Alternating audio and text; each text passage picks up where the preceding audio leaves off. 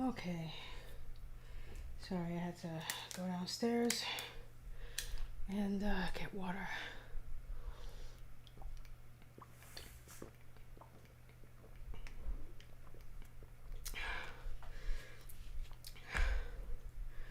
It is so hot. Okay. I also got my latest Kickstarter package. I support a hybrid author by the name of Michael J. Sullivan, who I think for his last maybe 4 or 5 books, he's been essentially self-publishing them via Kickstarter. And so his last series, which was I think a 7-book series, just finished, and this is his latest release, and the retail release isn't until August, so it's a full month, like 4 or 5, like 5 weeks from now. But because I was on the Kickstarter, I have it now. And so that arrived in the mail yesterday. I didn't know that.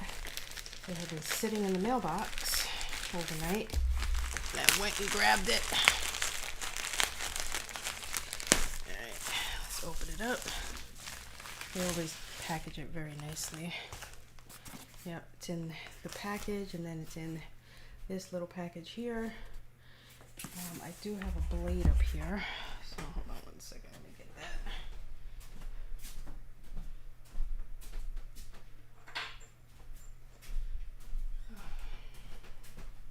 I have a bunch of tools up here for all the times I've been building and opening my book boxes up here. I haven't taken anything down in case I'm building something else, so I might as well keep these things up here. Alright, here it is.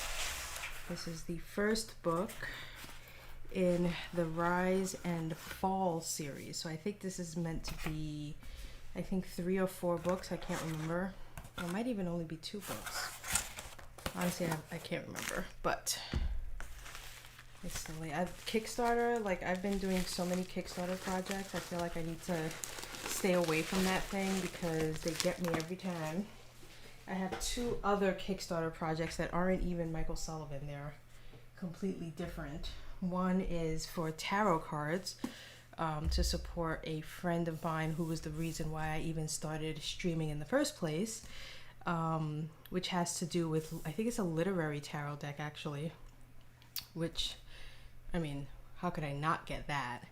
But I think that's not due till February 2022, so the Kickstarter actually just ended this weekend, so next February I'll be getting a really cool deck of cards. And I think the other thing, which was totally spur of the moment, really like impulse buy, don't even need it, it's this stone that looks like it's in the shape of an egg, and it's supposed to have, you know, like the stone, what it's made out of, is supposed to just be very soothing or therapeutic or whatever. And it's a set of like I think 4 or 5 of these stones. Each stone is a different material. But anyway, so here is, he likes these dark covers. I noticed, which I'm not really a fan of this style, where it's like a scene from the book, because I mean usually they're just so dark that I feel like a lot gets lost in the detail when you do something like this. But you know, he likes this kind of thing, and he's a huge fan of the indie community. And what I find interesting is all of his praise for this book. He's got 4 quotes, and all of them are from indie authors. So I think that's pretty cool that he decided, because some people, you know how they put a, you know, some sort of quote from some famous author on the book about how they loved it. I think it's pretty cool. I just noticed that he chose to do the same for his book, but all of the authors on it are indie. So you've got David Estes, who writes the Fate Marked series, Andy Peliquin, who writes the Silent Champion series, Megan Haskell, who writes the Sanier Chronicles, and Dirk Ashton, who is also, I think, doing his own Kickstarter to release his series, which is the Paternus trilogy, his trilogy, in hardback. So I think I'm familiar with everyone except for maybe Andy Peliquin. That's the only one I don't recognize, but I definitely know for certain the other three, and I believe I probably follow them on Twitter, and if they have Instagram, on that as well. But anyway, so here is the book. So I have one of his last Kickstarter to end his like 7-book series prior to this one was the box to neatly put his books in. So when I unbox all of my stuff, I'm going to put it in there and put all of those 7 books in there, and then I'll just put this one next to it, as this one's going to start a brand new series. But so yeah, it's not going to be available for anyone else to purchase until August, but I have it early because I did the Kickstarter. Yay for me. So moving on. Okay, I need to eat something, and because it is so hot, I am not eating oatmeal anymore. I told my wife this morning, I was like, oatmeal is out. Like this summer, the last thing I'm thinking about is a hot meal to make. Like I'm seriously considering living on ice cream and ices and like cereal with cold milk for like the rest of this summer, because it is blazing. Well, I'm gonna eat that, take my pills, try to stay cool.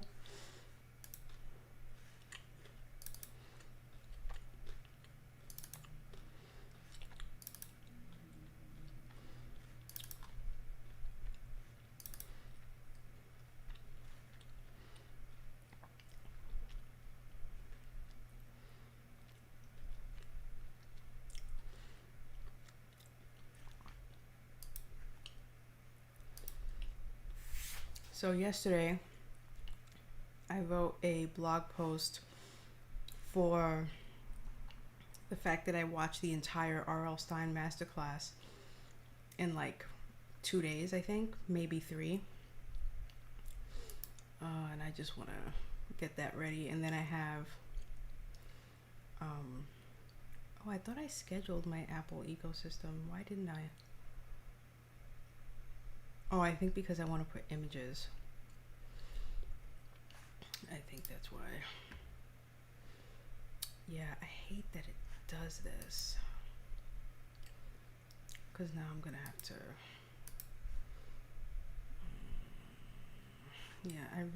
I need to stop using the WordPress app because it doesn't do me any good. So I'm just gonna copy all of this so I can remember what tags I used, and I'm gonna have to trash this. I can't. It's too many paragraphs for me to go back and like delete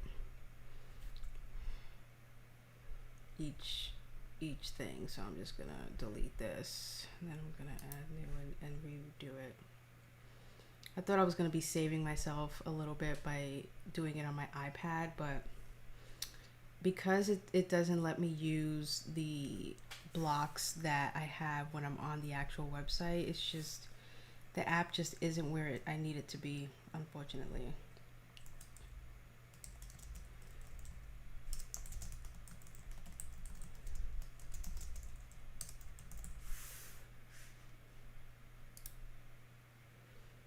Unfortunately, because I prefer using the classic paragraph. It's just better. I'm gonna add these tags here, like so. And then we're going to do the category, which is just review. It's not anything fancy.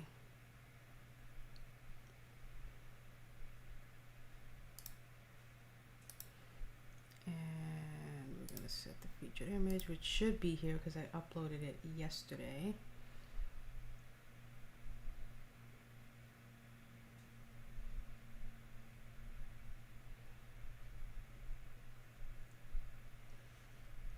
Right here.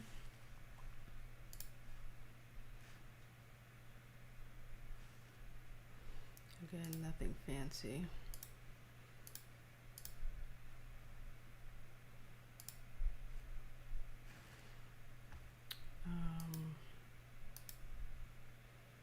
And now we're gonna just copy and paste the review again. I was looking for the image that I should have somewhere of the book, of one of the R.L. Stine books that I have, but where it's like right here, I find a picture of the signed book and insert it here, but I couldn't find it. The only thing I could think of is it might be on one of my old hard drives, which I'm not inclined to go get and look and investigate. I feel like while I want to do this blog, it's not of a dire need for me to have an image of the book there. One thing I am going to do, I decided that's the next blog post that I'm going to write, is a Goosebumps read through. And what I want to do is, I think I'm going to try once a week, maybe twice a week, depending on how it goes. But I should be able to read a R.L. Stine Goosebumps book in one sitting, because they're about 190, between 160 and 190 pages, about 23,000 words. And so I feel like in not maybe in one sitting, but in one day, split up between a couple of hours in like the morning and then maybe in the afternoon, I should be able to do that. And then I would really like to like go back down memory lane. And he's writing a bunch of, he's constantly writing new Goosebumps.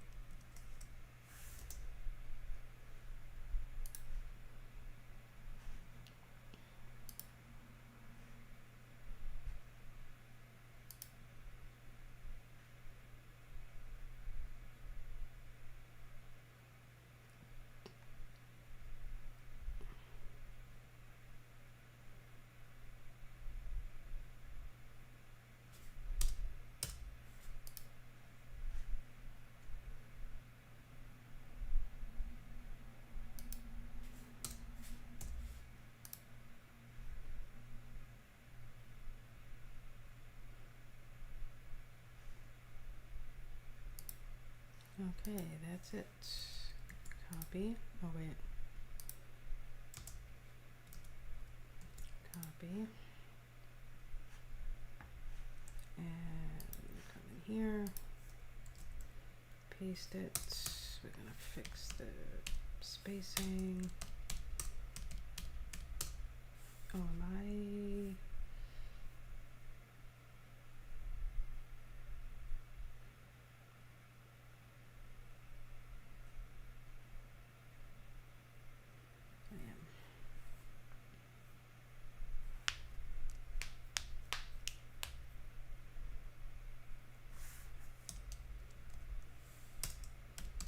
The next masterclass that I'm watching, there's a whole bunch of them that I want to watch. I've been wanting to watch them for a while, and because my wife has the full thing, like she signed up to masterclass, I was like, I might as well, utilize it. And what made me do it was when LeVar Burton came out with his just recently. It's a new one.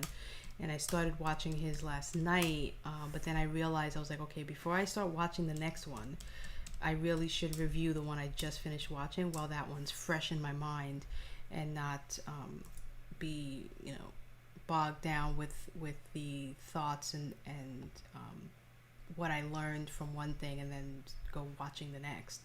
So I stopped watching LeVar Burton long enough to write this review on R.L. Stine, and now I can probably later today go back and watch some more of LeVar Burton's masterclass. But I'm also on my docket, I have the Malcolm Gladwell masterclass I'm gonna watch. I'm gonna watch the N.K. Jemisin because that one is specifically on fantasy and sci-fi writing, so I have that one. These aren't the first ones I started with. I actually originally, maybe last year, watched a bit of what's his name, Neil Gaiman's, but I didn't really, as from what I recall, I didn't really take to it that much, and but I am going to also try Margaret Atwood's. I have her on my list.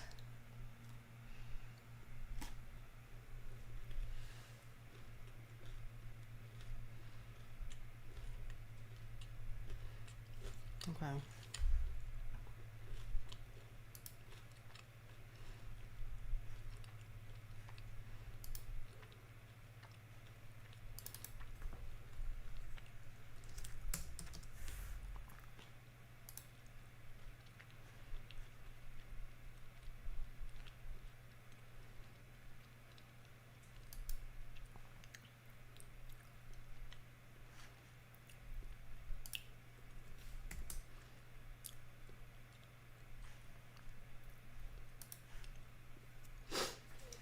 Okay, so I am scheduling this to come out this Friday.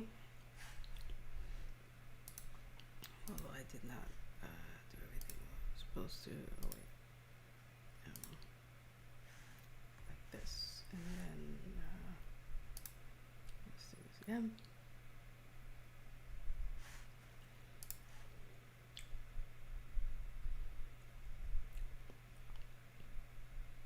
Perfect.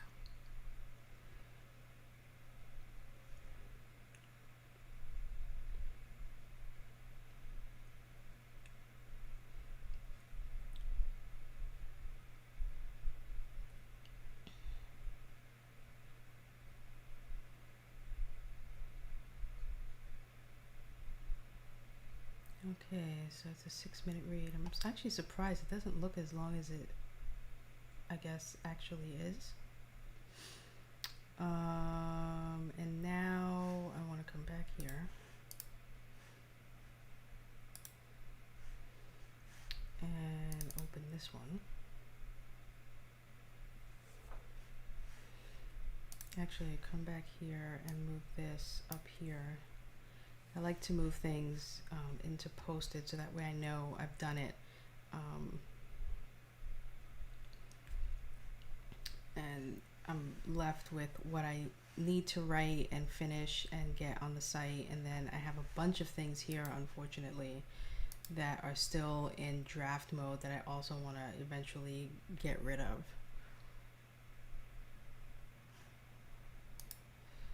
And I either cycle them through or just remove them entirely.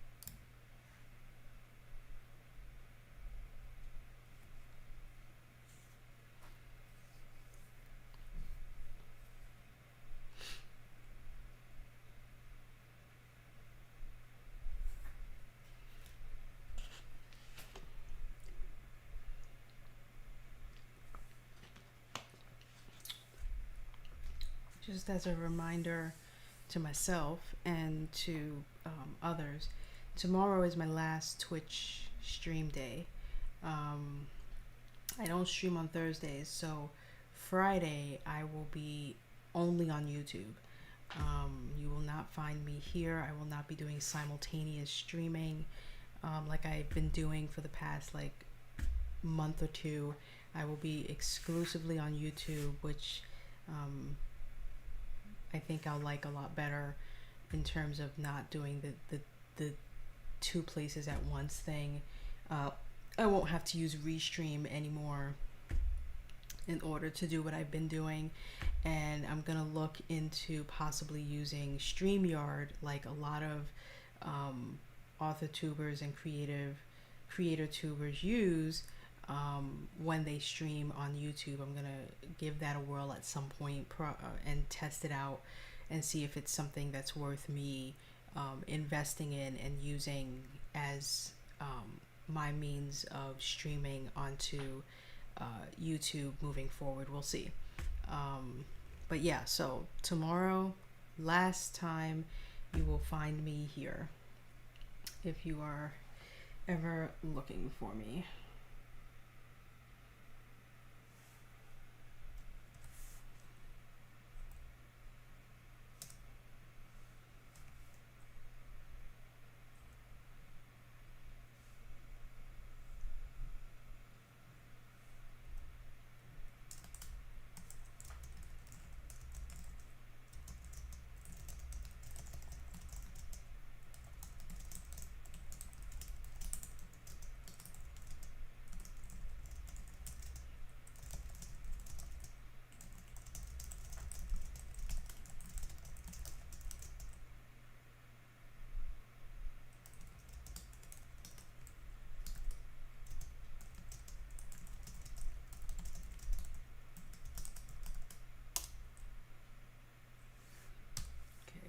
To send a message real quick.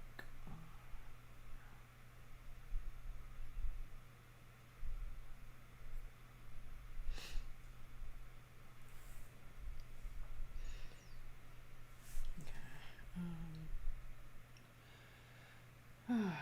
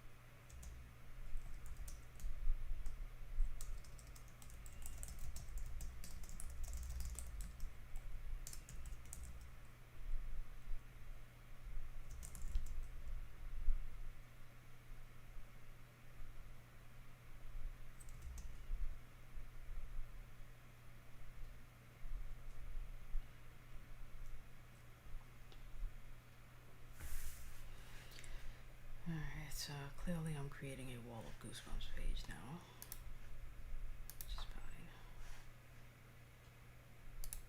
Okay. Alright, you put book fairs, 2 words here, but 1 word here. Interesting.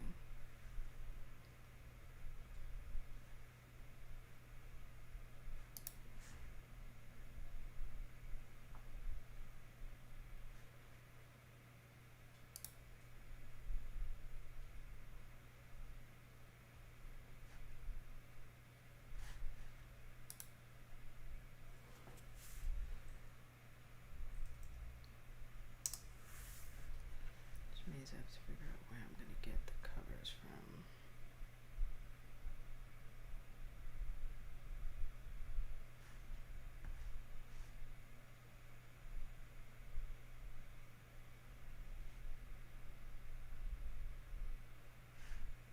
I very rarely come to Barnes & Noble, but recently I've been coming to the site because I find that their picture images are the perfect size for doing my my digital planner. Like it's literally the perfect size, especially when you shrink it down and to fit into the box.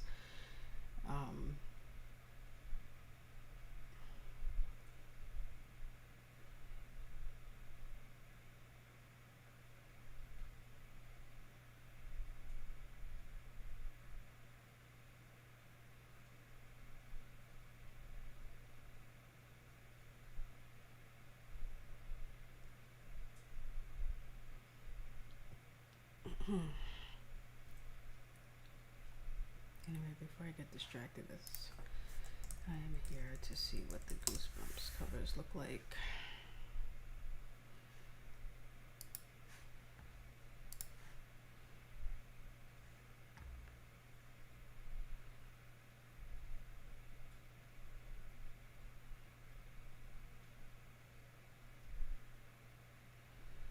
Yeah, I think this will do.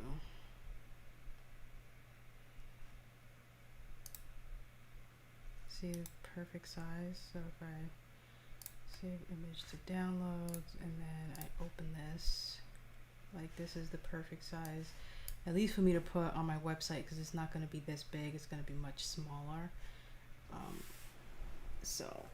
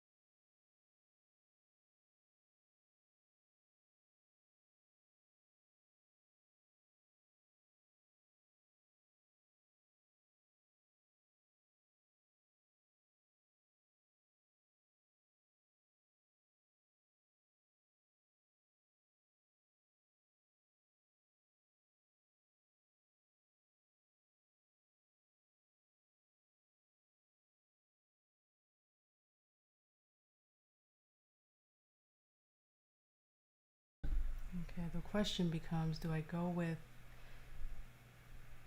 the image that I have, which is the one on the right, or the image of the reprint that's happening currently, which is the image on the left.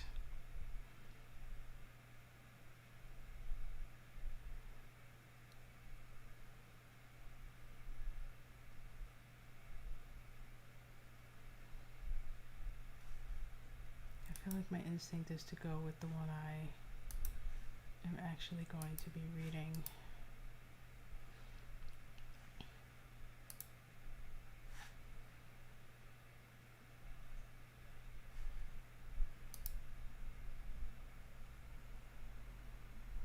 So let's do that.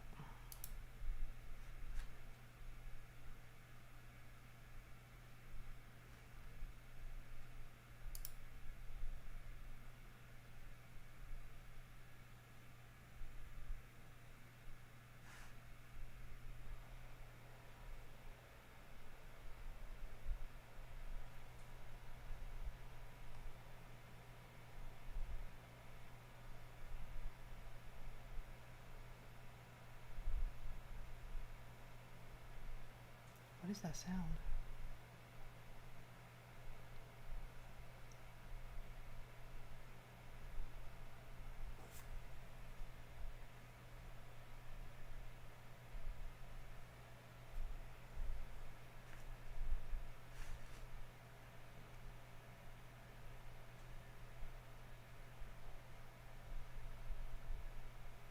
I'm gonna assume that's my wife doing something downstairs.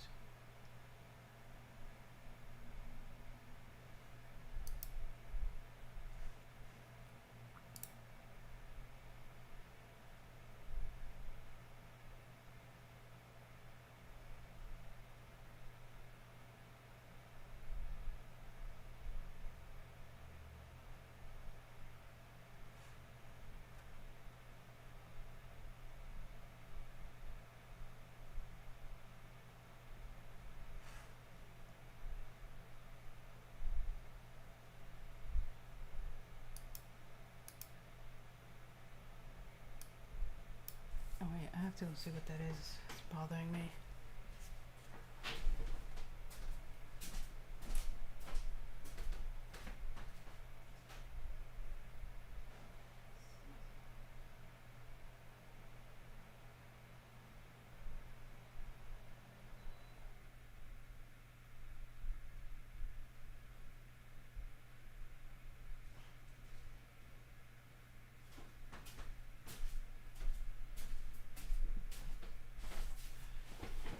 I didn't realize my wife had left the AC on in our bedroom.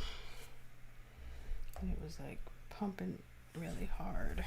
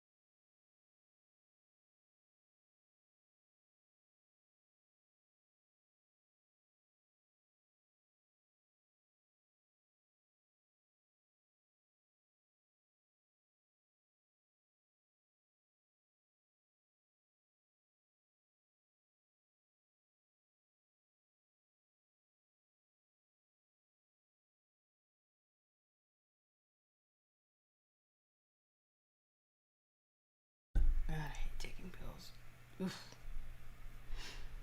Okay.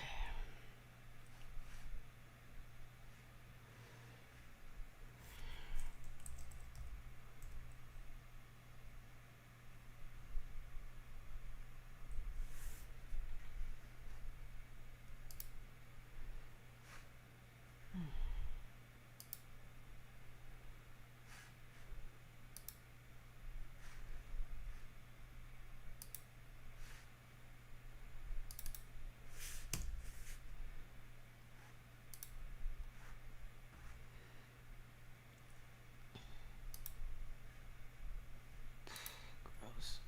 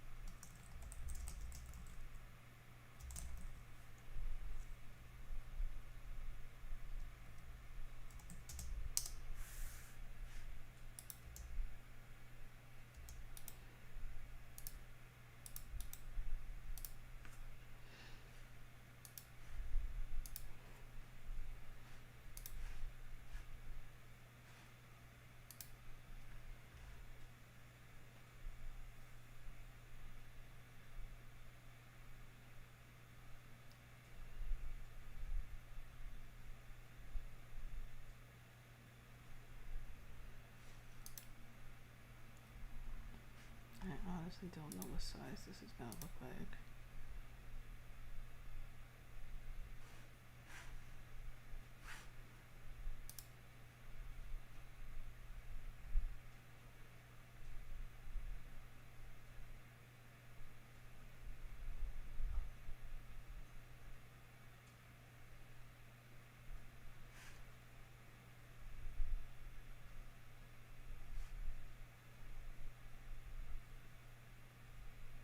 Not a bad size.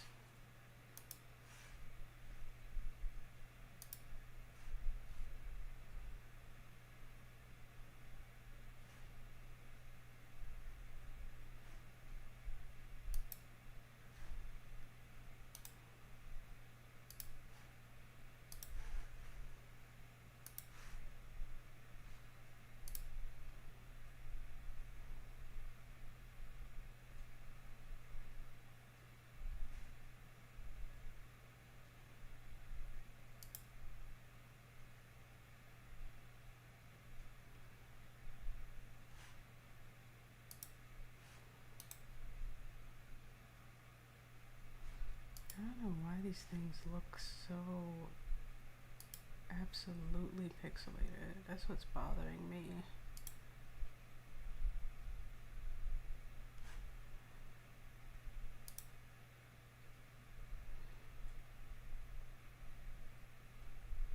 I mean, these are less pixelated, so maybe I should just go with these. Because, I mean, this one just looks horrible.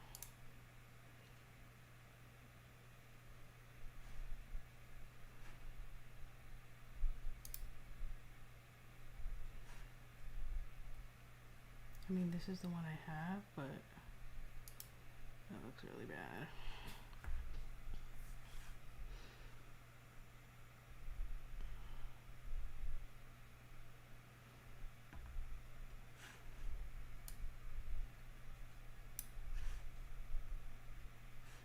So let's go back and let's just get the new version look.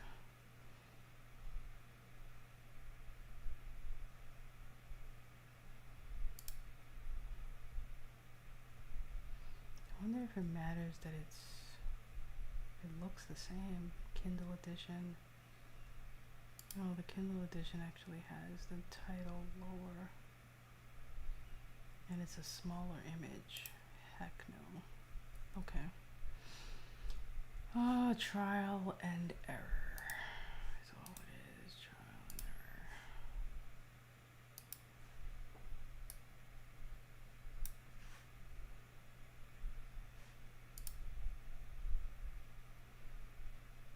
Now, I don't think they've done them all yet in this new edition.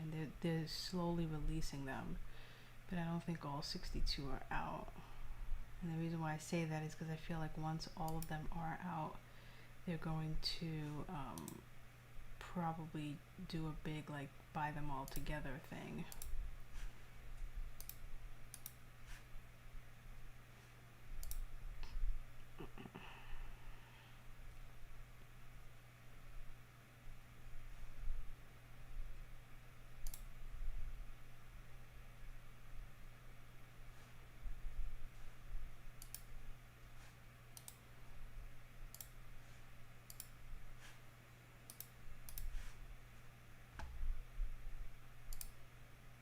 I will admit that the newer covers are not as cool as the original covers. They're kind of a bit on the cheesy side. I don't know what they were going for with these new covers, but I don't know if I would have been as invested in Goosebumps if they look like this. But that, I like that.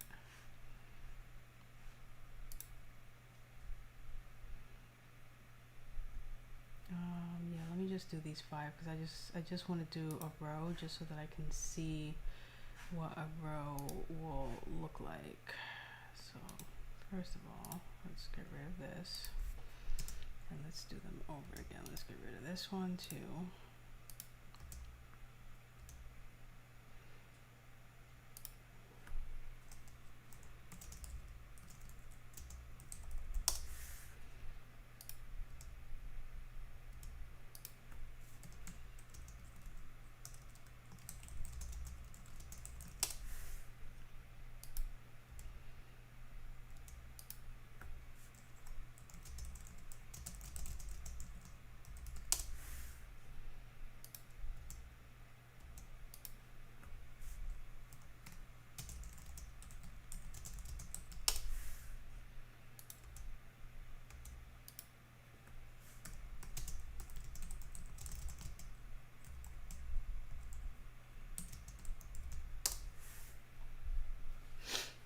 Okay.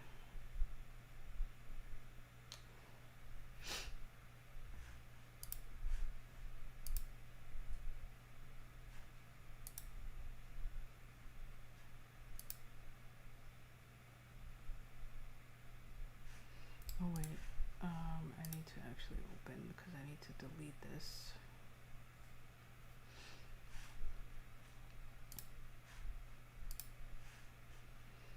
And then I need to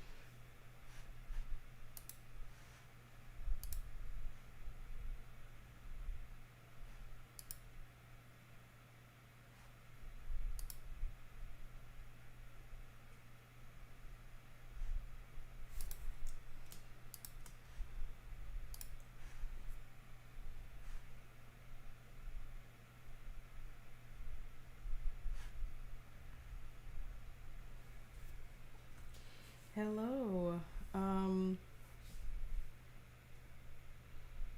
I'm just uploading some Goosebumps covers because I'm gonna do a Goosebumps read through. It's a series of books by a young adult and middle grade author by the name of R.L. Stine. You're probably not familiar with who that is, but I just watched his masterclass over this past weekend, and so I wrote a review on the masterclass, and I am going to go back to my youth because these were written in the 90s and he's still writing them today. And I'm gonna reread them, and they're really short. They're about 160, 190 pages, 23,000 words. So I'm thinking I can read in one sitting, a book in one sitting. So my goal is to just once a week, I'm thinking, pick up one of the books and read them, and then after I've read about 4 or 5 of them, review them. And I'm gonna review them not from the point of view of like the characters or like I would review any other book that I read. I'm gonna review them from the point of view of style and how he handles cliffhangers and horror, and that aspect from the point of view of looking at it from through the lens of a writer as opposed to through the lens of just a reader reading them for entertainment like I did when I was a kid. So yeah, that's just what this is. So this should not look like this. And I was afraid that would happen because, yeah.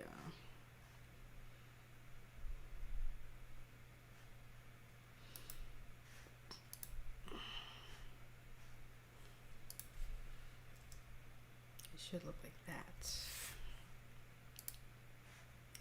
But hello and welcome. Yes, so I'm glad you got my message on Discord, I imagine, where I said today and tomorrow are my last days. Oh, it's annoying me that it's looking like that. It's not supposed to. I just have to clear the cache and that should fix. But anyway, let me continue. I just want to... I'm putting just the first 5 books here just because I want to see what it looks like in a row before I move forward with like doing all of the books, because there's a lot of them. And I'm not going to do them all right now. I don't need to. I'm just going to, do it every so often. I'll add another set of like 5 books.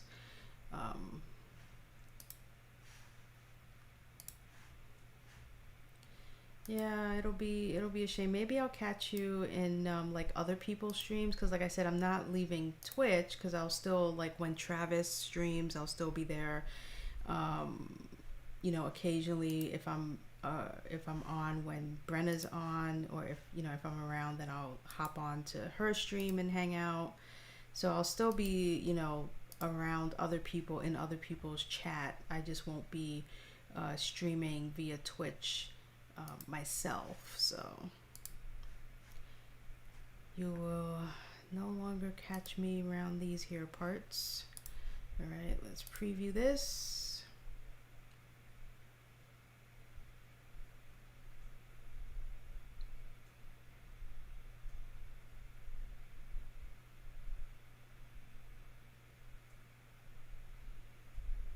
Yeah, my schedule won't change or anything. I really need to get rid of that. And I think it has to do with the cache, because that's not the image that I want to be showing. But yep, this works perfectly. I like it. I like it. I like it. So there's 62 books in the original Goosebumps, which goes back to, like I said, the 90s when I was reading them. And then there's a bunch of other like special series that went along that all belong in the same realm as Goosebumps. I'm not going to do Give Yourself Goosebumps, and I'm likely also not going to do the Goosebumps series 2000 or the short story books, which is just basically a bunch of like short stories in a collection. I'm not going to do those, but I will after I do like the original series, and I might jump around in this instance, but I'm going to include the Horrorland Goosebumps, the Hall of Horrors, and then there's also the Slappy Goosebumps Slappy World. So those I will include, especially because he's still writing in these. So while the original series is done, like there will be no more than 62. It's been 62 since I was a kid, like I said, back in the 90s, and anything that he's written beyond that has gone into its own little subsection of Goosebumps. So Um,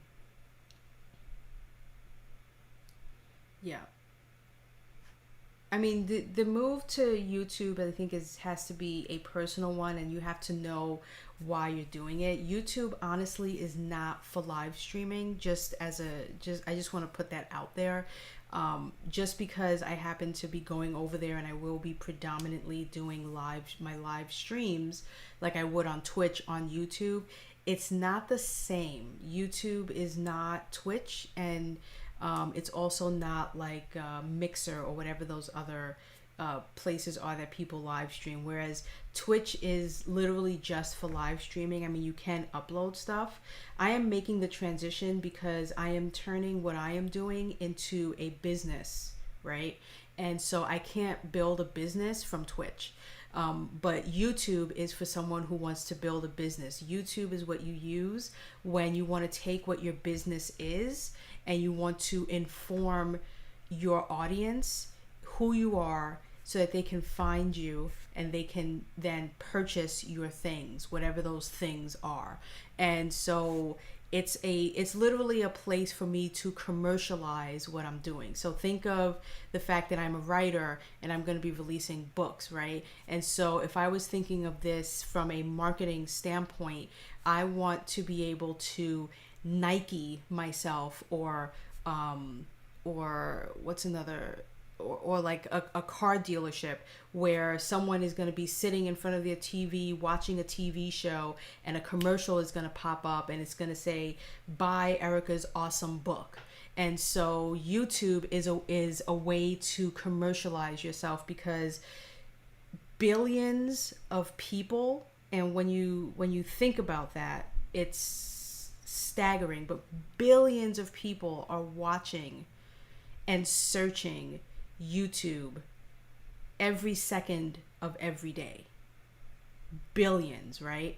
So, and searching for a multitude of things. It's you can't even begin to fathom what that means, right? And so if you can put yourself in the right niche, meaning using the right hashtags, the right keywords, and all of these things, then of the billions, I only need 0.001% to be like, look at me. So while I am moving my live streaming over to YouTube, my intent is to eventually do actual like pre-recorded things that will market me, and then I will, go into the algorithms of the keywords and the descriptions, and I will enter that realm, because that realm is not Twitch, like I said, because these are videos that are saved, again, because Twitch doesn't do that, right? Twitch only saves 14 days, I think, and then you have to be a partner in order to get them to save more than that. It's not the same algorithm. The audience is not the same. It's a gaming community. Not to be like rude or anything, but if you're using Twitch to grow your career that is not gaming, you're an idiot, because Twitch is not going to help a non-gamer earn a living. It's just not. So and because I don't want to have to deal with two platforms anymore, it's crazy for me to say I'm gonna do YouTube this thing and then I'm gonna do Twitch this thing. Simplicity is the best way to go here. So if I am going to throw all my eggs in the YouTube basket, which is really the only way to go if you are someone who is going to use YouTube and know how, then I am going to do my streaming there as well. So I do have 2 YouTube channels, right? So you have to also remember that, because again, YouTube is not a live streaming platform. There are people who live stream on YouTube, but they do not do it as often as I do on Twitch, or for as many hours as I do on Twitch. I have been watching the people who do live streams from their personal ArthurTube, the way that they do it, and it's usually for about an hour, maybe never longer than an hour and a half or 2 hours, and it's very specific as to what they're doing. and they usually have multiple people on with them. It's very rare for someone to do a live stream on their AuthorTube channel and they're by themselves. Or sometimes they'll come on and do a live stream, again, almost like an infomercial, where you'll see those infomercials that come on at like 5 in the morning and they're selling their wares, and then you may not see them again for another month or another couple of weeks, or until they have their next big thing. So a lot of authors will do that, where they will do a surprise, like a schedule. They'll schedule it and say, you know, next week, and I think someone's scheduling something today to do a live stream where they're literally just going to be talking about their book release. They're doing the book launch. So for 30 minutes, they're going to come on, they're going to be live, they're going to talk to the audience, they're going to show their book, they're going to talk about it, boom, they're off, right? Like, that's how they handle live streaming on YouTube. YouTube is not a live streaming platform, and it's because people who go on YouTube, they're going there to search for an answer to a question.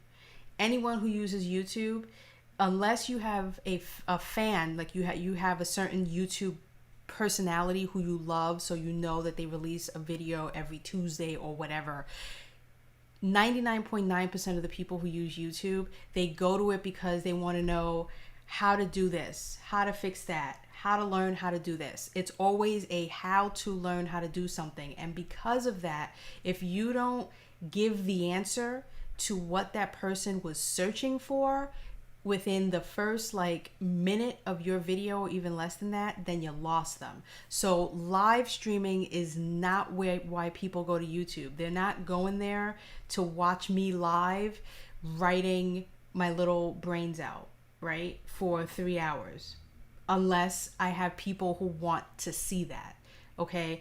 And so for me, I do the live streams not for the viewer. I do it more for me, just so that I can be on, people can watch me, I can have accountability, that sort of thing, right? So I am not putting that with my end result goal of YouTube, which is to have a creator tube, author tube like channel where it will be pre-recorded videos, where I will do, like a book release, surprise, live stream launch and everything. Those will be two separate entities. And that's the other great thing about YouTube, is I can have just me, Erica Drayton, can have multiple YouTube channels.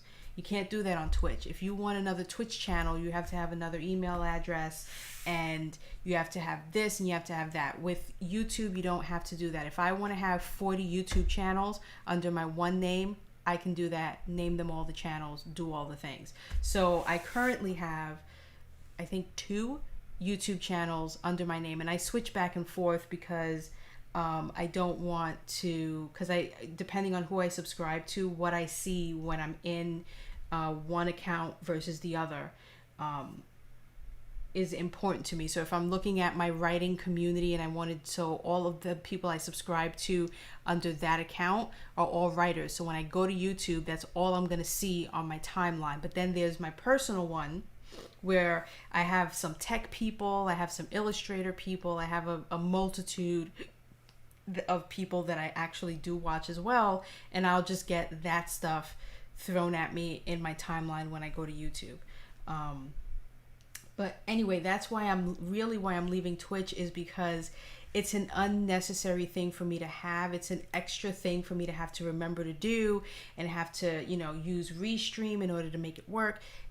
For what? For a platform that can give 2 shits about me? I mean, it just doesn't make any sense. It's not quantifiable for me to give myself this extra thing to have to deal with, of naming the channel and all of the video and all of these things, when one, Twitch is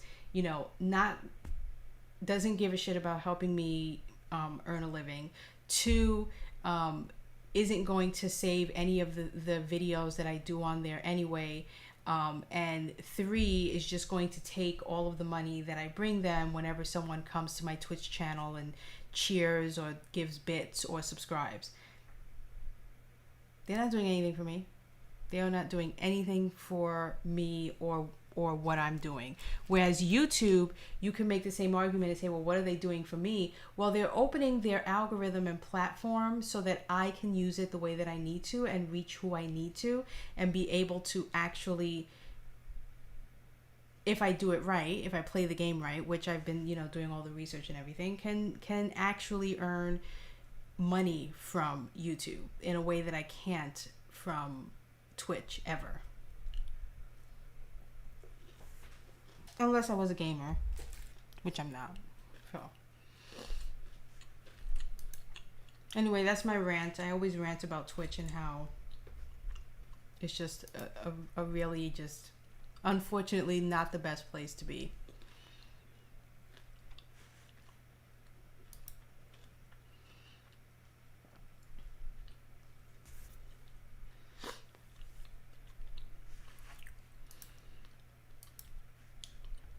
And it's a shame because Twitch could have, when they opened the creative arm, the art arm or whatever, it could have really made a statement in doing that, and they just didn't. And it was just really disappointing and disheartening to me, that game that they played. And that so many people fell for. I mean, I fell for it, so I can't really call everyone else foolish since I got played too. So, it is what it is, but it's a wrap for me. Like, I'm done. I have YouTube. I'm going to, gain my confidence. Like I said, I'm going to record myself. I'm going to do some videos. I'm going to upload. I'm going to enter that realm, and that's going to be where I will now call home, for my live streaming and for everything else. And also, I'm hoping it will also put me in connection with I don't want to say a better author community or writing community, but just with one that I can visually see is being more active than just sitting in front of the computer and writing. I mean, the people if you look at the stark contrast between the writing community on Twitch and the writing community on YouTube, the biggest difference is the YouTube writing / author community actually have books published, are actually marketing, and they're showing you how they market. These indie authors, they actually are showing you their process. They actually are, coming together and helping each other and learning from each other. It really, there is a huge stark contrast, I think. Whereas one just seems more dedicated and active and committed in being an author, whereas one is dedicated and active in just being a writer, if that makes sense. Like, there is an author community in YouTube, and there's a writing community in Twitch, and that difference is, I think, a huge one, because either you're going to be in Twitch and you're just going to write, or you're going to be on YouTube and you're going to market yourself and you're going to sell your work, and you're going to go that step beyond writing. You're going to get the cover done. You're going to get it formatted. You're going to, you're going to do the most on one thing, whereas the other one, you're just going to kind of stay comfortable in status quo, and you're just going to write, and you're going to have fun with the people who come into the chat and chat with you. But taking that extra leap is one that I feel you almost have to do. You almost feel the need to do if you're on YouTube, because that's what everyone else is doing. So if you're not doing that, I mean, what the heck are you doing? You know what I mean? Because that's what everyone on YouTube is doing. Like I was saying, on YouTube, it's actually really not a writing community. It's more of an author community. It's because they call themselves the author tubers. And so the way you find it is you just literally just search AuthorTube. I mean, I can show you who some of them are, from my YouTube, because I follow a lot of them, because I want to see like what kind of content they release and how often. Okay, so here, let's look at my subscriptions. Actually, let's do it this way.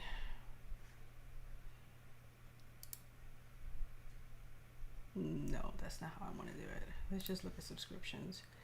Okay, so here's some like today. Is that today? Yeah, today. So here's one person who's author Brittany Wang. She's awesome. She actually did a book release thing live yesterday.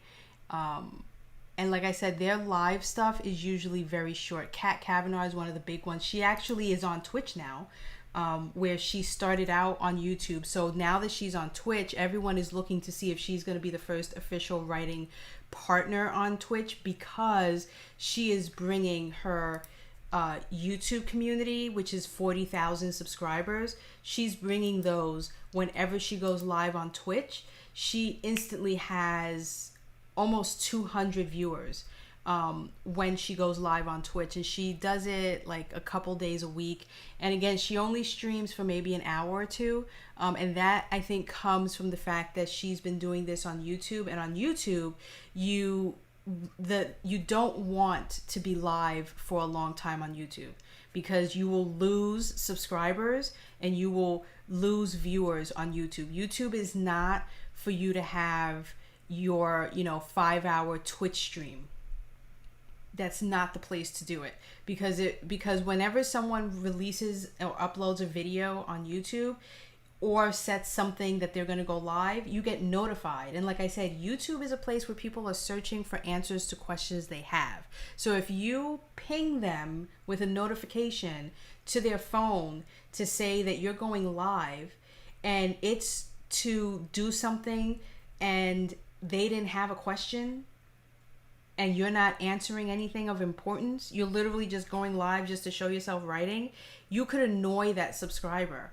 And they're like, why the heck is she doing this like 5 days a week? Like, I don't want this. Unsubscribe. You know what I mean? So that's why YouTube is not a streaming platform. You have to be very careful when you live stream, for how long you do it, and what you're doing when you live stream. Like, I'm going to be changing how I do my live streams starting on Friday. They're not just going to be me sitting here like I normally would writing. There is going to be a slight tweak to how I name my live stream videos, and also to the length. I'm actually going to shorten it. I'm no longer going to do the 3, 4, 5 hour streams that I used to do, and I'm no longer going to do them 6 days a week either, because again, you don't want to, because people who subscribe to you, they want to know when you go live, because you've answered their question that they had. So now every time you post a video, they know that you're going to come with information, with things that they need the answers to. In my niche, it would have to do with being a writer and tips and tricks to writing and all of that stuff, right? So if I'm giving you these pre-recorded videos with answers to questions that probably you didn't even think of yet, but you're like, oh yeah, I want to know how to format using InDesign, or I want to know how to use Scrivener and how to do the compile feature, and I want to learn this, and you see all my pre-recorded videos of that, but at the same time, 6 days a week, you're getting a ping notification that I'm going live, so that I can just sit here and write for 5 hours and literally answer no questions and no rhyme or reason. You're going to unsubscribe from my channel. You're going to be like, well, I'm tired of getting her notifications. I want to get the notifications about the videos that she pre-records giving me answers to questions, but I don't want to also get notified about when she's going live for 5 hours. I don't need that. So unsubscribe, right? So you have to really be smart when you're on YouTube. But anyway, so Write Holly Davis is another good one. Like I said, see, she did a live writing sprint. It was 2 hours long, and she had 3 people with her. So it wasn't just her, it was a panel of 4 of them who were writing, and this happened live 2 days ago. And she probably does this, I would say, maybe once or twice a week, but then she also will do a pre-recorded, uploaded video, right? Like where she did this one where it was a YouTuber confessions tag that was going around, where there's like 15 questions that was going around to all YouTubers, and you could just take these 15 questions and answer them. And so you have to be like very specific. And then here's someone else who I follow who is in the AuthorTube community, but she is a traditionally published author, whereas Wright Holly Davis and author Brittany Wang are both indie, as well as Kate Kavanaugh. You do also have traditionally published authors who will give you their point of view of what it's like to work with an agent, what it's like to get contracts from publishers, and they have these pre-recorded videos. This was a live stream because she just released her next book, just came out, so she did a live stream. And again, look, an hour and 26 minutes, that's how long the live stream was. Boom boom, done. So you want to keep them short and sweet. This one, I think this one was live, I can't remember, where she did her book marketing plans, 50 plus ideas, 29 minutes, under a half an hour, done. You want to really make sure you don't do long live streams. Someone else who's a big one, Writing with Jenna Moresi. She is one of the big YouTube channels who is a writer, and she's got 251,000 subscribers. Can you imagine if she went to Twitch, how many people would follow her there? But that's not her thing. She doesn't do live streams. That I don't think she does. She only does pre-recorded stuff. But she is earning a living. Her living is earned from being a writer on YouTube, and she's only released, I believe, 2 books. Her second book hasn't released yet. She just released her first one in the last year, and I think she's about to release her second book. Who else do we have that I follow? Let's see. Well, you have also Self-Publishing with Dale. He's on Twitch. He's everywhere. He's on Twitch. He's on Facebook. He's on all the things. But he does pre-recorded stuff. Now, he's one of those unique ones because he goes live on Twitch, but he does not simultaneously cast those live Twitch streams, I don't think, on his YouTube channel. So if you want to watch him while he's doing the pre-recorded stuff, like he goes on, I think he goes on Twitch to do his podcast. So he's on Twitch and he records his podcast and he edits it and he does all those things on Twitch, and then he uploads his podcast. But then his YouTube channel is just videos. Writing with Dale, I don't know if you're familiar with him, but he's self-published on Twitch. I believe that's his handle on Twitch, is just self-publish. And he just teaches you how to self-publish and all these things. He's got dozens of books, both in the like nonfiction realm. He does like workout books, and he also has books. He's coming out, I think, with a children's series soon as well. So he's another big one. Shay with the Hobbies, she's a writer too. Her streams tend to be slightly over 2 hours, her live streams, but she does these writing sprint streams at night, and sometimes she'll have guests on with her. Yeah, Dale he's a pretty big one. When he streams, I think he usually streams on Mondays, his podcasts, and he might stream on Twitch on one other day. He's very specific on when he streams.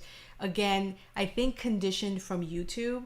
When he streams, it's like an hour, boom, that's it. I almost wish I had started on YouTube so that I could be conditioned to do that, because that's going to be very hard for me, being someone who's going from Twitch to YouTube. And I might actually do a video series about that, because I'm going to now have to undo all the conditioning that I had from streaming on Twitch, which is this, almost desire to be streaming live for a long ass period of time. That's actually a negative in the YouTube community. So I have to be able to now condense what I do, why I do it, and doing it live from my usual like 3 to 5 hours, and knock that down to under 2. And not only knock that down to under 2, but not do it every day. Do it like maybe 3 days a week. I'm going to try to do 3 days a week. That is even a lot. I think that might be too much to just stream 3 days a week, stream live for 2 hours on those 3 days. But that's where I'm going to begin. And then I may decide to scale that back, especially once I start doing pre-recorded stuff. I think I'm going to find that the time I would spend live streaming is the time I'm going to end up spending doing the pre-recorded videos and getting those ready to go and getting those cycled in to automatically post every, Tuesday or whatever. But that's going to come like next year. I'm not intending on doing that this year. I don't think I'm ready to do that this year. Right now, I'm just going to do the transition of going from Twitch to YouTube and try to figure out what my live streaming is going to be like. Another person here is Jessica Williamson. She's actually does the worldwide write-a-thon, which happens, I think, 2 or 3 times a year. They just got finished doing their worldwide write-a-thon about 3 weeks ago.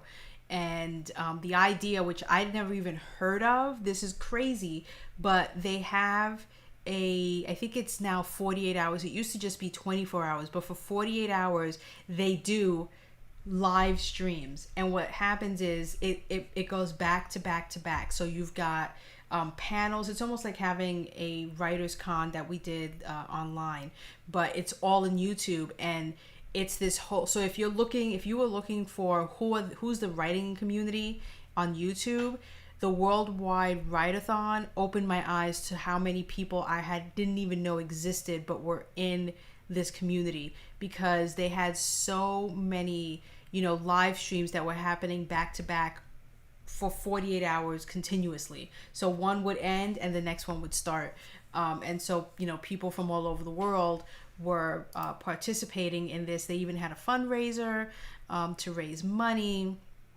And then, of course, there's Vlogger Novel, but he hasn't been on for a month, unfortunately, because work has been taking up his time. Sharing is the only person I know, but she only does it like sporadically. But she's the only person I know who's similar to me, or what I hope to do, which is to do long periods of streams. But notice she only has 110 subscribers, and that's probably because she does live streams, and she does them, as you can see, 4.5 hours, right? She also does collabs, but I don't think she does like pre-recorded stuff. Like her stuff is like, again, similar to what I've been doing recently or in the last several months, where she streams simultaneously on Twitch and on YouTube, and she's doing these really long streams. And the stark difference between her and me, though, is that she doesn't show what she's writing at all, ever. She only ever shows her face, as you can see here. And she's only been doing this for 5 months, so I don't know if she's going to change at all her method. But she's the only person that I'm aware of, other than myself, who is doing those long live streams. And, you can make the argument that that's probably hurting her ability to have a lot of subscribers. But a lot of the people that I've been really watching, like, Right Holly Davis, she only has 1.4 thousand subscribers, but, she's growing and, she's doing her thing. And so, I'm just following these people as they go. And then I'm taking notes and learning how often do they upload a video? What is the video about? How long is that video that they're uploading when they go live? How often do they do it? Are they by themselves? All those things. And then I, been taking notes and stuff. So hopefully next year I'll be entering this realm of doing pre-recorded stuff and, creating thumbnails and all those fancy things. Like like I said, she just released Wings of Betrayal. So she did, and she has almost 10,000 subscribers, which is pretty cool. Where is it? Oh, this one was the one. Okay, yeah, I remember I watched this one, which was a week ago, where she revealed the cover. She went live. I find once a week is the best way to go. If you could release one video a week, that would be good. Some of the people who earn a living, and that they earn a living from YouTube, will release maybe twice or 3 times a week. And then they will also, there's these new things called shorts, which like you see here, this is a minute. So if you can take, you know, a video that you've already done and slice it down to 60 seconds, then worth of information, because like I said, that's the brain capacity of a viewer on YouTube. If you're not answering their question in 60 seconds, your video could be 12 minutes. They're out in 60 seconds. And the way YouTube works is once you're able to monetize your channel, and the way you do that is I think you have to have 1,000 subscribers and like 4,000 watch hours. I think that's how it works. The key is the watch hours. So the way, because what happens is, right, you watch a YouTube video, when you click on it, there's that commercial that comes on, and you have at the bottom right, it'll say you can skip it in 5 seconds.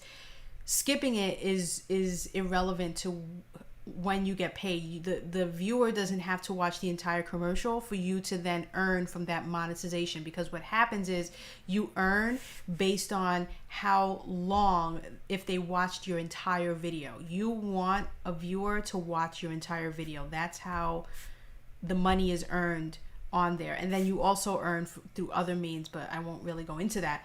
But so really you want your videos to be on average, I would say, depending on what question you're answering, no more than like 10 to 15 minutes per video.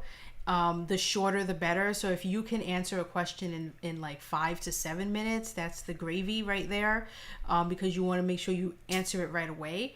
But again, it depends on the content. Like Kat Kavanaugh, for instance, a lot of her stuff is vlog-like, and a vlog is basically her just kind of talking about what she's doing, and she's built this, you know, community over a long period of time. So a lot of her videos are a little longer, but that's okay because her fan base expects these. You know, her personality is what sells her videos. So she's, you know, right here she's talking about how she's outlining and she's setting up her project in Scrivener, because I think she's using Scrivener for the first time. So she's going through what that's like for her to use Scrivener, where she's always used, I think, like Google Docs before. So she's trying a whole new thing, and she's, you know, decided that she's going to be an indie author, and so she's working on publishing her first book, and we're going to be on the journey with her to do that, right? You get paid, you just won't get paid like let's say, this is made up numbers, right? Let's say if a person watches your entire video, you'll get 25 cents. But if they watched 2 minutes less than that, then you would get 23. Right? Like, think of it like that. So if they click away in like under a minute, you get nothing. So you want them to stay there. You want them to stay watching your video, especially because what happens is when you become someone who monetizes their channel, or even if you never monetize your channel, but you have sponsors. A lot of people here, their video is sponsored by blank. Whatever it is. People, that's the other thing. On Twitch, you're not going to get sponsors. On YouTube, you're going to get sponsors. You know, one of the big companies that sponsors like everybody and their mother is Paperlike. Paperlike is sponsoring writers. They're sponsoring digital planners. They're sponsoring tech people who use the iPad. Anyone who uses the iPad, if you use the iPad and you have thousands of subscribers, you're going to get sponsored by Paperlike. And sponsorships it's a company that has, I actually have a Paperlike because it's on my iPad. Oh, Paperlike. They basically it's just a screen protector, and what it does is it makes it so that when you're writing on the iPad, it feels like you're writing on paper. So it's Paperlike, Like. So it makes your iPad screen like paper. So it's Paperlike. But anyway, they sponsor everybody. You know what a sponsorship is, right? So if you're sponsored by them, that means that they pay you a certain amount of money to tell your subscribers that you recommend their product and they should go buy it. So you get paid, I don't know, let's say $500 if you you know, for one video where you say that they're sponsoring your video. And then, but you also have a link in your description below. And when people click on that link, you also now get an affiliate, you know, code, so that when someone buys Paperlike by clicking the link in your channel, you now get 25% when they buy a Paperlike. So Paperlike costs, I think, like $40. So now you're getting $10 for every sale that you make of someone clicking to buy this thing, right? And so you could have affiliate links. Typically, that's what sponsors want. A sponsor wouldn't want you to have multiple. I mean, because they wouldn't want to be paying you to say you like this and that. I mean, that's just bad business marketing. I mean, if you're a business person, you're not going to, I mean, that's why the idea is you have multiple videos a week, right? So if you've got 5 sponsors here and they want you to sponsor their thing, then you make sure you release 3 videos that week, right? So that you can do one where this is sponsored by, you know, Poland Spring Water. This video is brought to you by Paperlike, and this video is brought to you by Audio Technica. There's no rule that says you can't have more than one sponsor in a video. However, it's just, you're not going to get any more sponsors if you do that. It's almost like that unwritten rule. Like, you wouldn't do that. You would only have, it would be sponsored by the one thing. I've never seen someone have multiple. You can have multiple affiliate links in your description, which people do all the time. So just because I have, you know, Paperlike is my sponsor, and so I say click the link in the description below, there's going to be a multitude of links down there. All of them are going to be affiliated. So I'm going to have a section that's going to say, these are all the tools and the programs and the software that I use to do what I do. So when someone clicks on Scrivener, for instance, to say, oh, I want to get Scrivener, they click that link, I'm going to get 25% when they buy Scrivener. That's down there. I'm not going to physically, literally say, you know, sponsored by Scrivener in that video. It's sponsored by Paperlike, but that doesn't prevent me from having all of the affiliate links that I want in my description in every video that I do.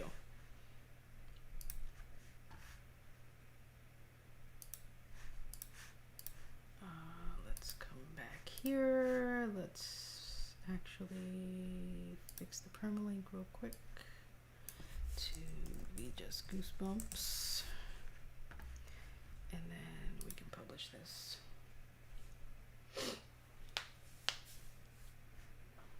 But yeah, there's a bunch of them. Just go on YouTube and just search AuthorTube.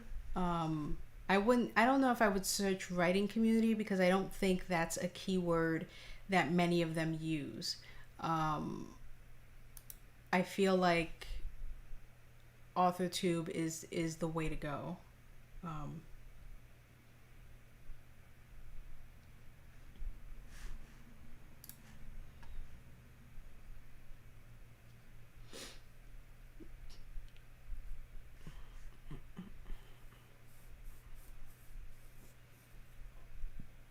Ooh, excuse me. Yeah, I have to fix this freaking first book. I mean, I guess it's not bad if the first book stays like that, since that's the first original blah de blah. Let's see. So next on the docket,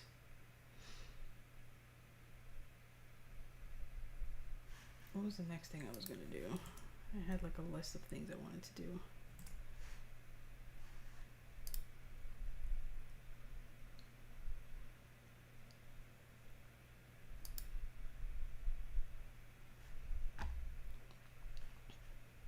Oh, I need to update my my newsletter, because it's going out not tomorrow, but it's going out Thursday, and I think I have links I need to update on here.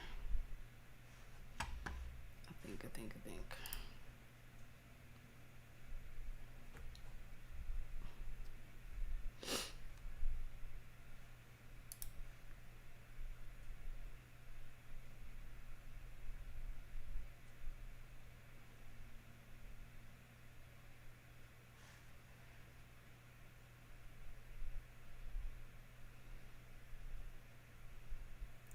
Oh yeah, I wanted to I'll put some images of my office in here as well.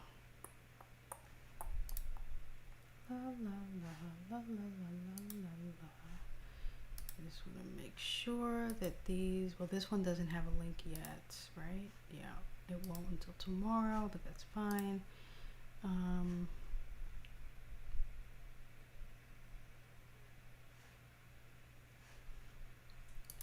That has a link, and I know that has a link. I have other posts though that I'm wondering if I want to put those in as well. I just have so many that I write now.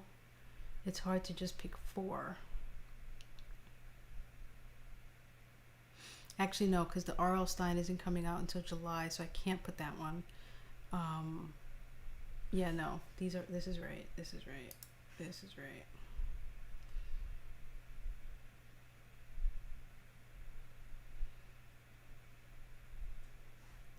This is not right.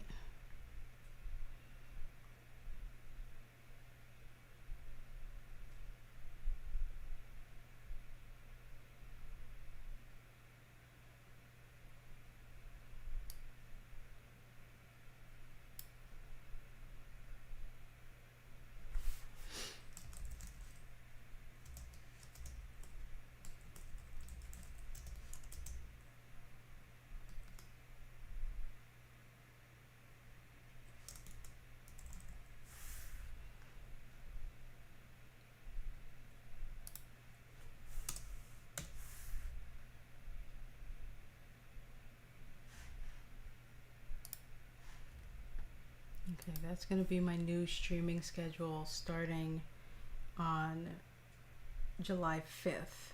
It's going to be Monday, Wednesday, Friday, 8 to 10. That's it.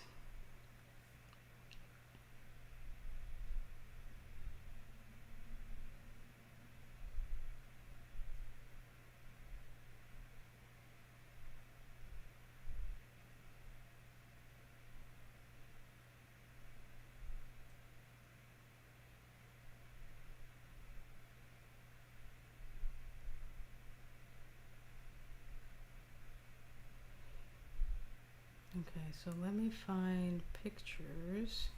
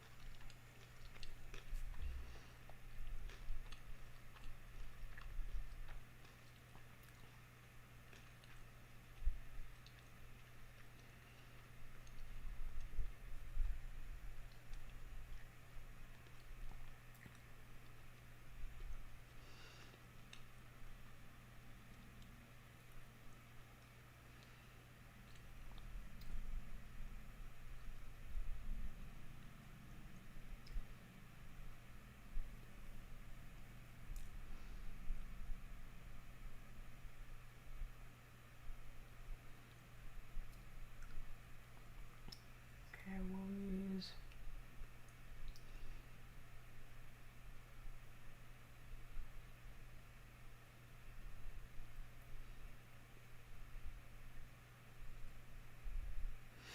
I didn't take a picture of my desk. Really?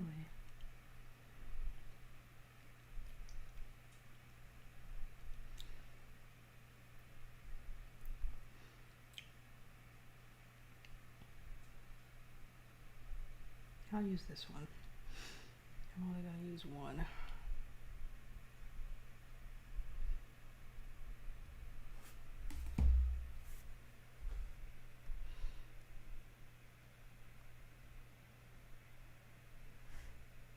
And there it goes. Perfect. And then we're going to put it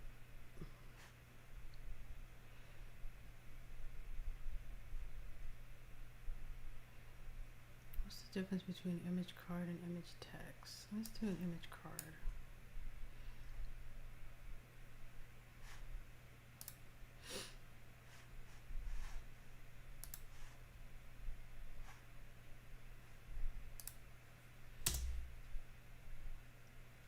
Yep, there we go. Out with the old desk, in with the new desk. I think I'm actually gonna do a little standing right now.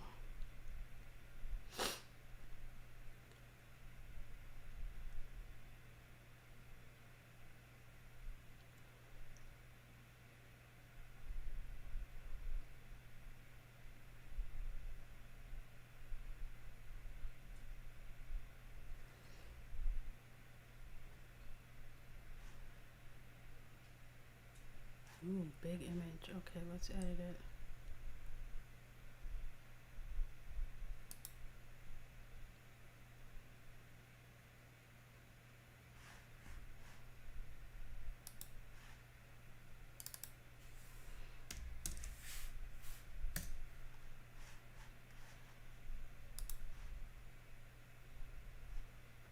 Boom. Okay, much better.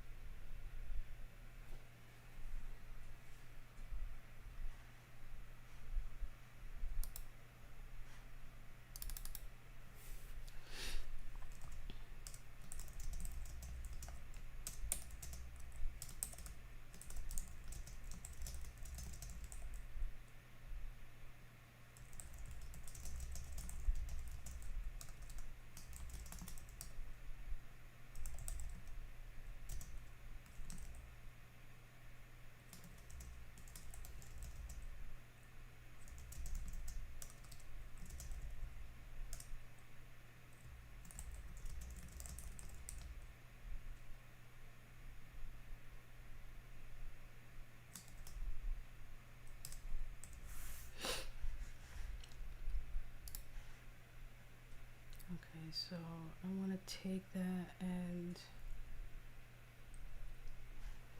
inject it in here. So I'm gonna have to take this and cut it out. Save and close, and then I'm gonna add text under this box like this and paste it back in like that. And now this looks different from this. Why is that?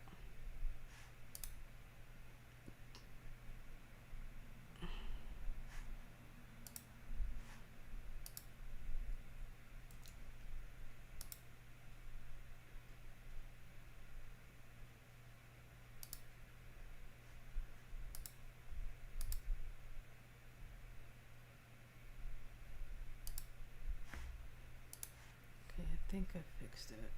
Yeah, it looks about right.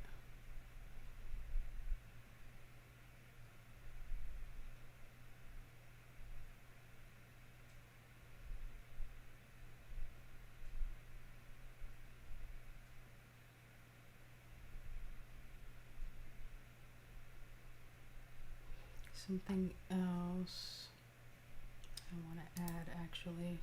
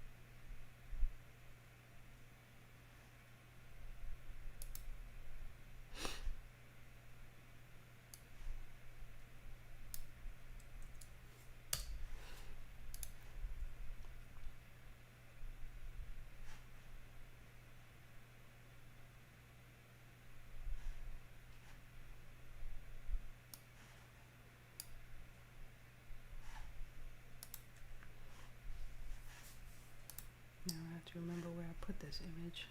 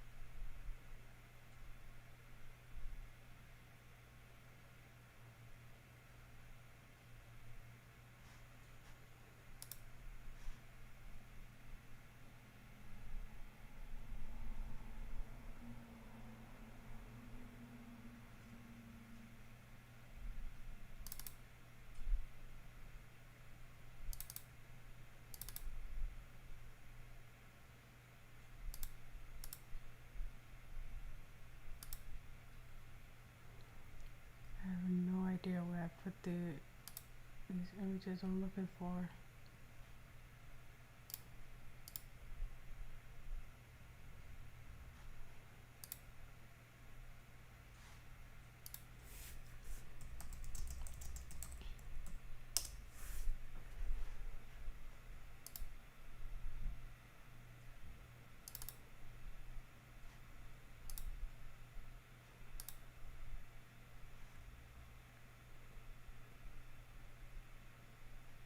Wait, is this it?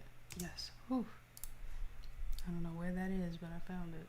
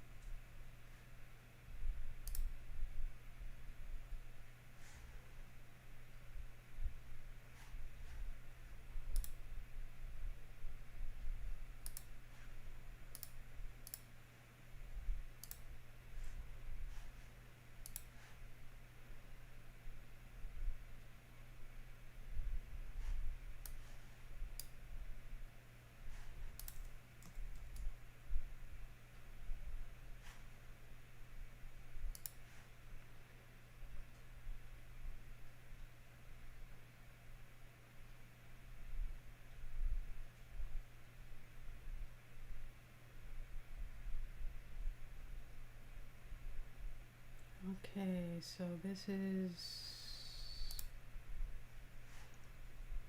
Why is this not centered?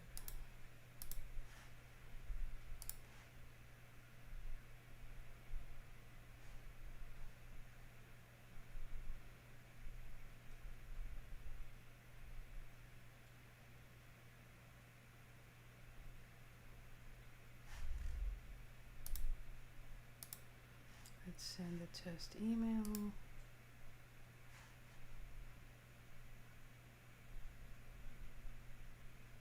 Welcome back. I just finished my email. It's coming out on Thursday. I will tomorrow though have to come in here and put the link for the red pen edit post, because that one's not actually going to post till tomorrow, so I don't have, so this isn't clickable yet, but once I add that, then I can officially schedule this email to come out on Thursday, or to be sent to my email list. It's got a lot going on, so I just emailed it to myself. What just happened?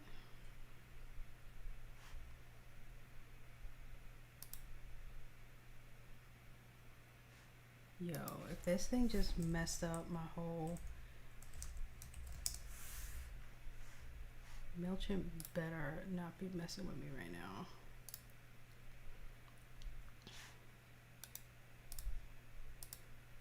Jesus Christ.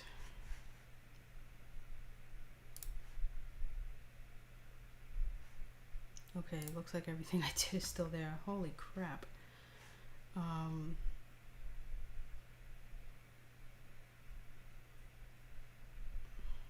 Yeah. Oh, Jesus Christ. They had me scared there for a second.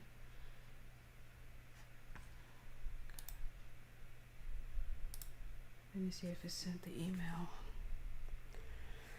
Oh, I'm gonna check on my phone. I won't do that on my computer. Yep, it sent it. Okay, sweet. And it looks good. The only thing I don't like though is this is actually, the font is too big, I think. Let's fix that style so it's a little smaller. Let's go down to 12.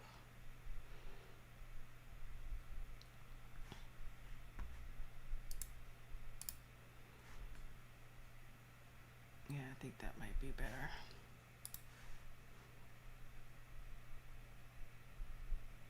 Okay. It didn't crash that time.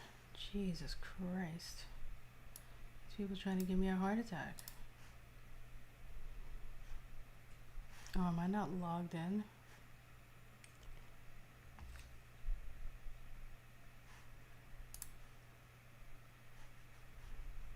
Probably because I haven't been to my Patreon in like weeks, I think. Which is bad. Which is why I'm coming in here now, because I want to write a quick post.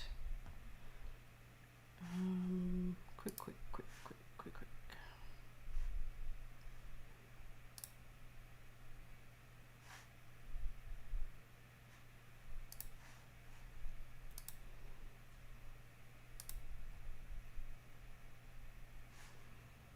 Quick update post.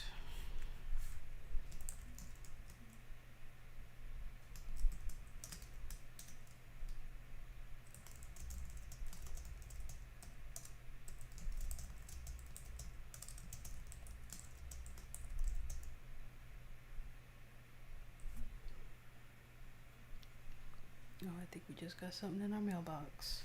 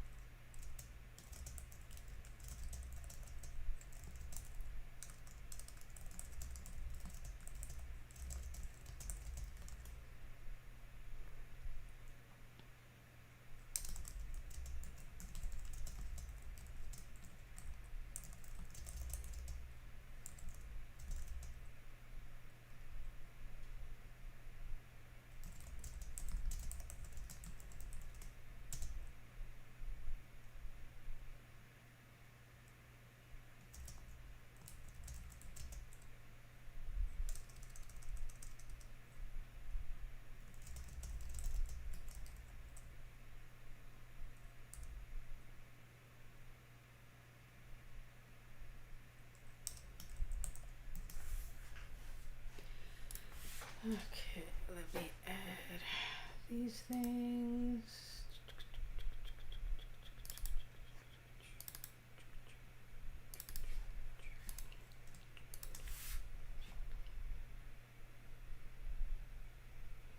Oh wait, do I want to just put the link instead of attaching them? I just thought of that. Let me see, because I think it would just make more sense. Yeah, I'm just gonna put the link. Let's.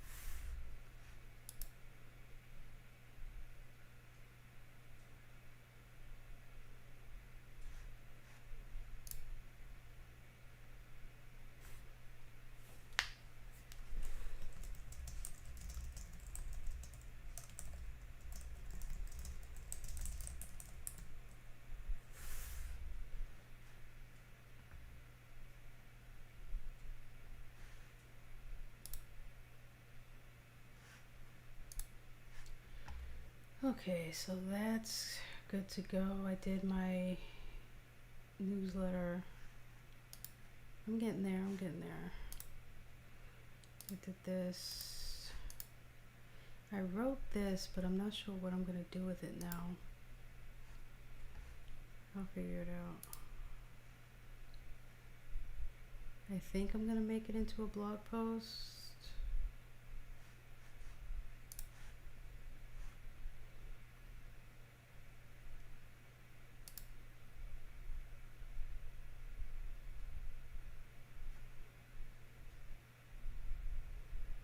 Okay, I think that's all I have planned for today.